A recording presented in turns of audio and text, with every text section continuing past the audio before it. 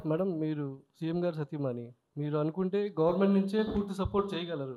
అసలు ఈ ఇట్లా ఎందుకు ప్లాన్ చేశారనేది? At the end I'm Bhuvaneshwari. పదవులు వస్తాయి వెళ్తాయి, అది నాకు ఇంపార్టెంట్ కాదు.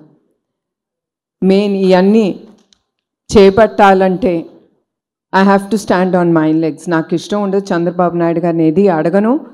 ఆయన అడిగినా కూడా ఇచ్చే వ్యక్తి కాదు. ఆయన ట్రస్ట్కి హెరిటేజ్ కంటే ఎమ్మటే ఆయన అనేది no, I will not give it. మీరు మీ కాళ్ళ మీద నిలబడి మీరు చేయండి. ఇప్పుడు కూడా ఆయన ఏం చేస్తున్నారని కూడా అడగట్లేదు, భయం అనుకుంటా. నేను ఏమన్నా ఆయన దగ్గర నుంచి డొనేషన్ అనేమో. ఒకటే అన్నాను, I'm planning to do this musical night అనేది నేను ఆలోచించాను, ముందుకు తీసుకెళ్తానంటే very good, you can do it, you will do it అనేది ఒకటే ఆయన అన్నారు. నేను కూడా ఎప్పుడు ఆయన్ని I don't stress him out in asking anything for the trust or for Heritage. Madam musical నైట్కి వచ్చేవారు మేడం మ్యూజికల్ నైట్కి వచ్చేవారు ఎవరైనా సరే టికెట్ కొనాల్సిందే అన్నారు. అంటే సీఎం చంద్రబాబు గారికి టికెట్ మీరు కొంటారా, ఆయన కొనుక్కుంటారా మేడం? అంటే ఆయన చాలా సభల్లో చెప్పారు, నాకు ఏది కావాలన్నా భువనేశ్వర్ గారే వాళ్ళ దగ్గరే మేము అమౌంట్ తీసుకుంటాను అన్నారు. దీన్ని బట్టి మీరు చెప్పండి మేడం. మాకు టికెట్ ఆయనే కొన్నారండి. మా 6 మందికి ఆయన అకౌంట్ నుంచి 6 లక్షలు ఇచ్చి 5 మందికి 6 లక్షలు ఇచ్చి ఒక టేబుల్ అనేది ఆయన ఆల్రెడీ కొనేశారు ఫ్రమ్ హిస్ పర్సనల్ అకౌంట్.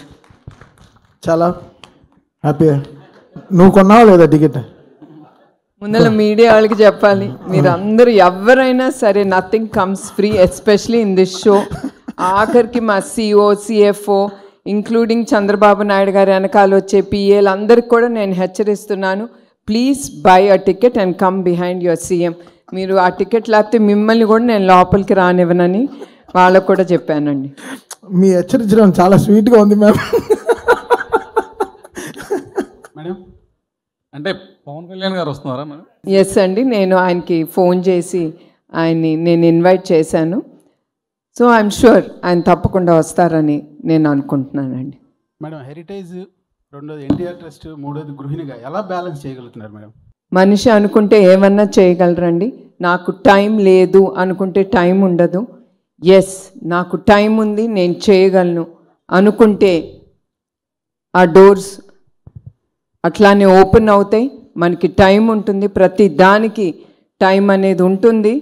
లేదు అంటే ఇట్ విల్ బీ క్లోజ్డ్, నేను చేయలేను, I'm tired, I'm stressed out అనుకుంటే తప్పకుండా ఆ విల్ అనేది క్లోజ్ అయిపోతుంది.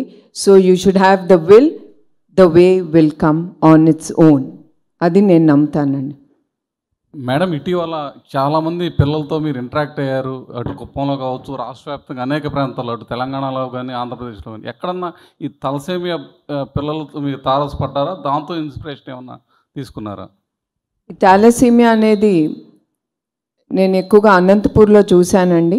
ఇది తప్పకుండా అక్కడ కూడా అడిగారు, వాళ్ళకి తెలుసు మేము థాలసీమియా బ్లడ్ బ్యాంక్స్ అనేది మేము ముందుకు తీసుకెళ్తున్నాం, నడుపుతున్నామని.